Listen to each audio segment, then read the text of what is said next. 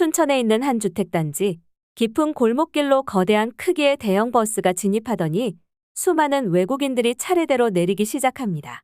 다양한 카메라와 큰 촬영 장비들을 손에 들고 내리는 이들은 버스에서 하차하다가 문제가 생긴 듯 분노에 찬 표정으로 서로에게 큰 소리를 지르는데요. 그러나 바로 그 순간 버스와 마주한 주택에서 한 한국인 여성이 나타나 이들에게 분노에 찬 목소리로 말을 건넵니다. 그녀의 말을 들은 외국인 일행들은 마치 충격에 휩싸인 것처럼 서로를 바라보며 당황하는 모습을 보이고 있는데요. 과연 외국인 촬영팀과 한국인 여성 사이에서는 어떤 일이 벌어진 것일까요? 안녕하세요. 저는 브라질의 방송사에서 일하고 있는 카를로스라고 합니다. 얼마 전 저와 저희 팀원들은 예상치 못하게 아시아의 한국이라는 작은 나라로 출장을 가게 되었는데요. 요즘 브라질에서는 이상하게도 한국에서 만들어지는 드라마나 음악들이 유행이었고, 이를 인지한 저희 방송국에서도 한국과 관련된 다큐멘터리를 제작해보자는 본사의 지침이 있었습니다. 그러던 중 갑자기 우리 팀의 감독님이 회의에서 충격적인 소식을 전하셨는데요. 우리 팀이 브라질 방송사 최초로 한국 촬영을 맡게 됐다는 이야기였습니다. 아무래도 한국 프로그램들이 점점 더 유명해지기 전에 다른 방송국보다 먼저 프로그램을 내보내기 위하여 이런 결정이 내려진 것 같더군요. 따라서 저와 감독님을 포함한 약 10명의 팀원들은 한국에서 다큐멘터리를 촬영하기 위하여 보름간의 한국 일정을 보내야 했고, 한국에 대해 전혀 모르던 저희 팀은 감독님의 지시에 따라 한국에서 보름간 지내야 할 곳을 찾던 중 춘천이라는 작은 도시에서 조건이 맞는 숙소를 발견하여 약 일주일 뒤 한국으로 떠나게 되었습니다. 그렇게 약 일주일 뒤 한국의 공항에 도착한 저희 촬영팀은 공항에 도착하자마자 큰 실수를 저지르고 말았다는 사실을 깨달았습니다. 다큐멘터리 촬영을 담당하는 저희 팀은 상당히 고가의 촬영 장비들을 필수로 가져와야 했는데, 이를 담당하던 본사의 직원이 브라질의 공항에서 다른 비행기로 저희 촬영 장비를 보내는 충격적인 실수를 해버렸기 때문입니다. 이 사실을 깨달은 저와 감독님, 그리고 약 10명의 촬영 팀원들은 너무 당황할 수밖에 없었는데요. 각 촬영 장비들은 방송국 내에서도 가장 고가의 장비들이었고, 이러한 자산을 일시에 날려버린 것이라 당황한 감독님께서는 눈물까지 흘리셨습니다. 이미 모든 입국 심사를 마친 상태이기에 브라질로 돌아갈 수도 없는 상황이었고, 말 그대로 이도저도 못하는 상황이 되어버려 결국 저와 감독님, 그리고 다른 팀원들은 아무 말도 못하고 인천공항의 바닥에 주저앉게 되었습니다. 그런데 바로 그때 한 한국인 공항 직원이 다가와 저희에게 도움이 필요한지 물었습니다. 자막 작업을 담당하던 팀원은 망연자실한 표정으로 장비를 분실해버린 사건을 한국인 공항 직원에게 설명했지만 그 누구도 이 문제를 해결해 줄 수 있다는 생각은 없어 보였습니다. 그런데 놀랍게도 한국인 직원은 저희의 출발지였던 브라질 공항의 위치와 시간을 물어보시더니 약 10분 정도만 기다리면 촬영 장비의 행방을 알 수 있을 것 같다는 충격적인 말씀을 하셨습니다. 처음에는 이 한국인 공항 직원이 장난을 치는 건 아닌지 의심스러웠지만 그녀의 표정은 전혀 장난을 치는 것이 아닌 진지한 모습이었습니다.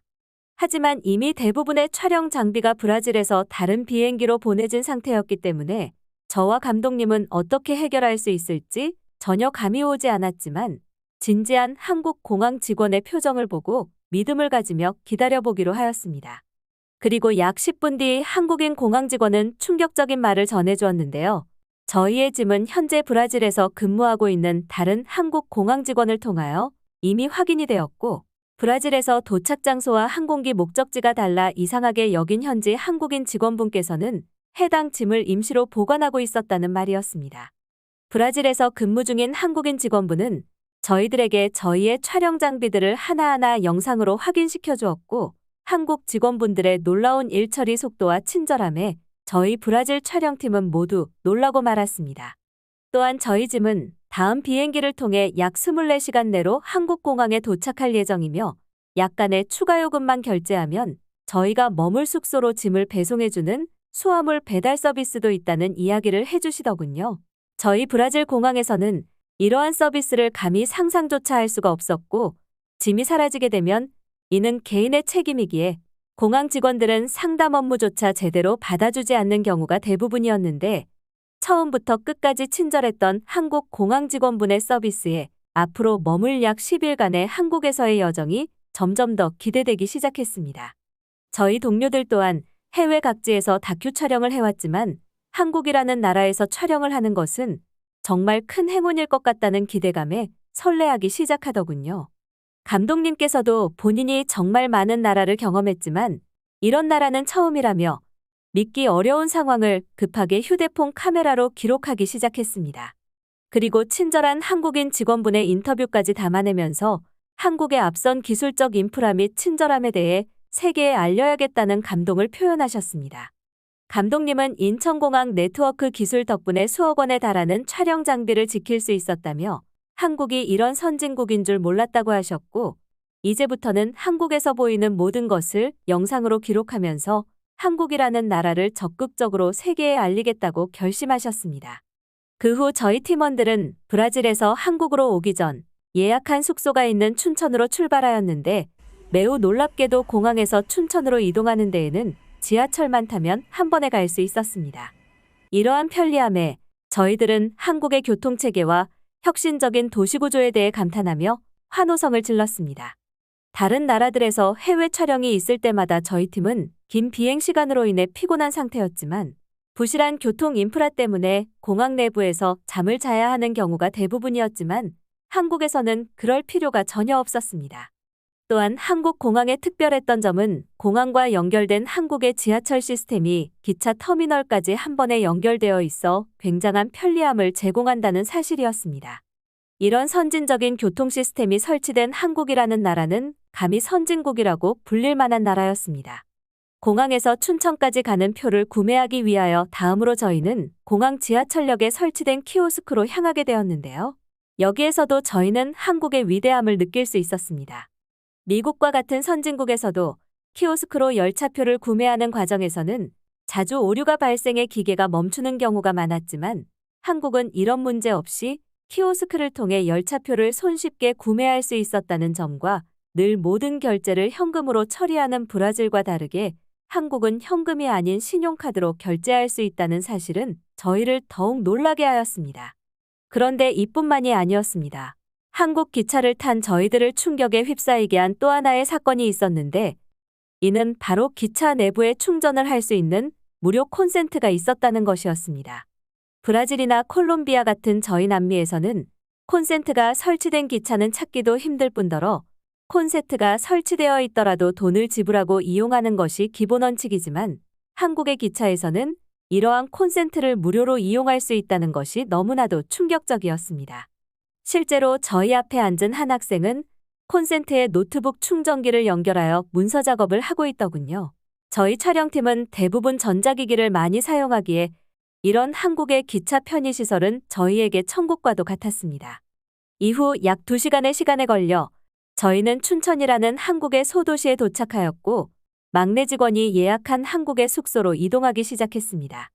평소 해외 촬영에서는 숙소로 이동하는 동안 대부분의 팀원들은 녹초가 되었지만 한국의 춘천이라 도시에 너무나도 잘 관리된 조경과 자연 그리고 냇가를 보면서 걷기만 해도 피로가 풀리는 느낌을 받을 수 있었으며 팀원들 모두 얼굴에 미소를 띠며 한국의 춘천이라는 도시를 감상하고 있었죠.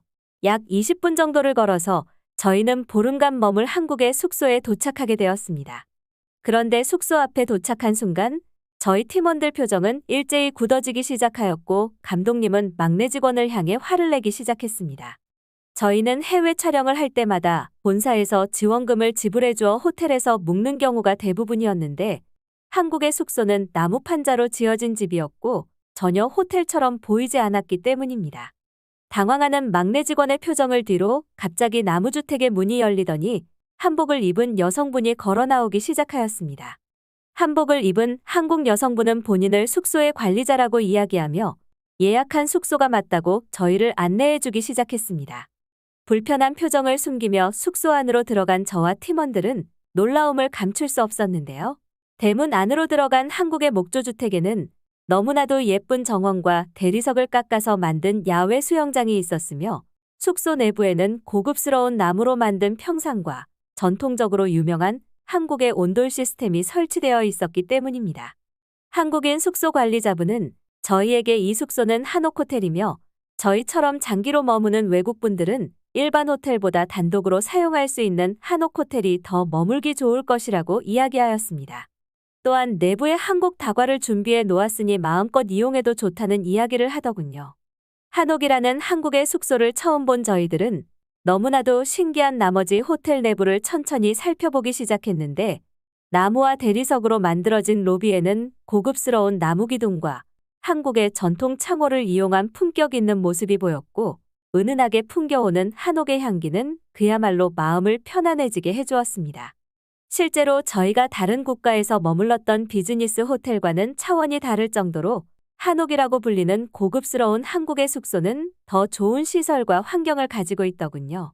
저와 팀원들은 한옥 숙소에서 약 보름간의 일정을 보내었고, 감독님은 한국의 전통 호텔인 한옥이 너무나도 마음에 드셨는지 본사에 이야기하여 다큐의 첫 주제를 한국의 전통 호텔 한옥으로 하자고 건의를 하였고, 본사에서는 흔쾌히 허락을 하여 한옥을 촬영에 담을 수 있었습니다.